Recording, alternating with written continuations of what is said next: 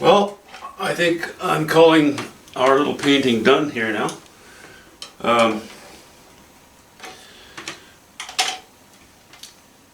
As you can see, that's no longer just a sliver of light. It's sort of slivery still, but I decided to sort of incur into this area. It was just I needed a little bit of variety, sort of a transition from the light to the dark. I'm happy with that. What have we done here? Oh, the post. I put some burnt sienna with a hint of ultramarine blue and white. Mostly burnt sienna and white. What did we use here? I already talked about that, I think. The roof. You know what's in here. In this little, looking into this doorway where there's very little light, you know, maybe I decided to put, I needed some kind of interesting shapes inside there, so that's what I decided on. You know, that of course is open to interpretation. You know, maybe that's a little workbench, or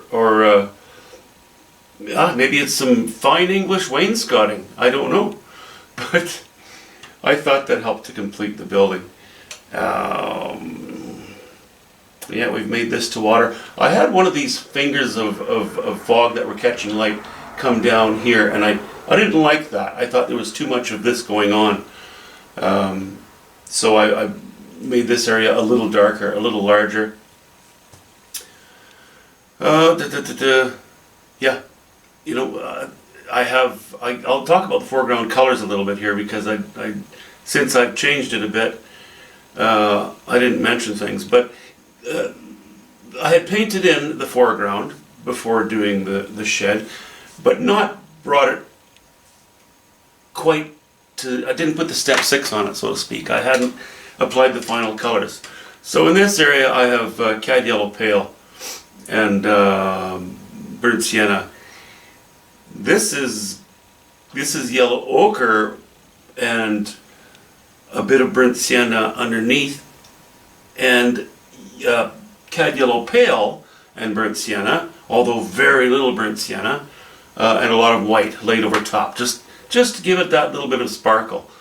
This needed a bit of competition. Oh yes, this. I've also taken off some of the paint that was on here. It was just too chalky looking. There wasn't enough variety within this light area.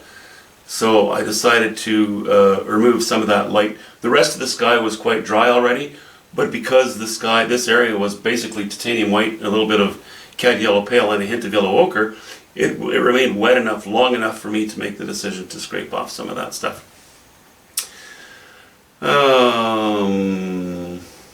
Yeah, gone in here with yellow ochre and burnt sienna. The dark areas are raw umber and alizarin crimson. Over here I've added a bit of yellow ochre to that mixture. But it's kind of funny seeing it in context now, how just raw umber and alizarin crimson, and of course a bit of titanium white, to me looks a little bit purplish. When I look on the camera, it doesn't do so, but maybe once I publish it, I've noticed that what I see on the camera and what I see on my screen when I'm looking at it on the computer after it's published, the computer image is better than what I see on my camera. More accurate, I should say. So yeah, that's funny, kind of funny. I noticed that raw umber and alizarin crimson looks a little bit purplish. I'm going to call this painting done.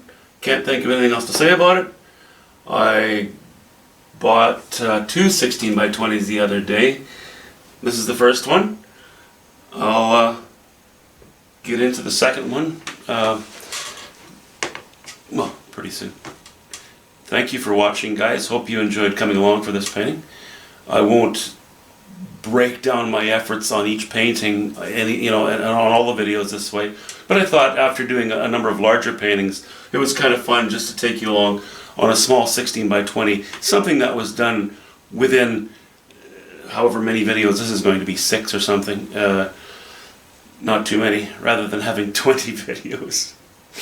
Okay, see ya. Bye-bye.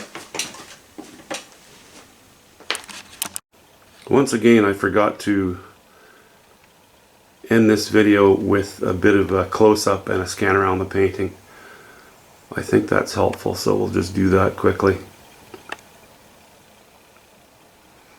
See, that light area has a little bit of variety now. It was just too white, too blinding. It wasn't textural at all.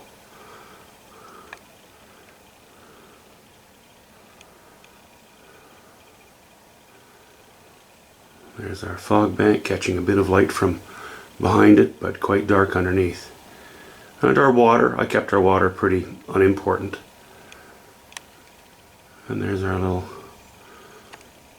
highly decorated interior.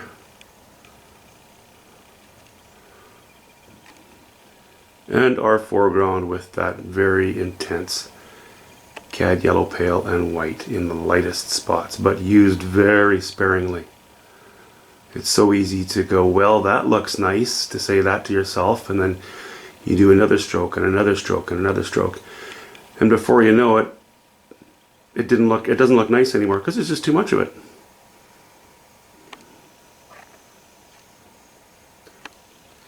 Okay, now I'll leave you be.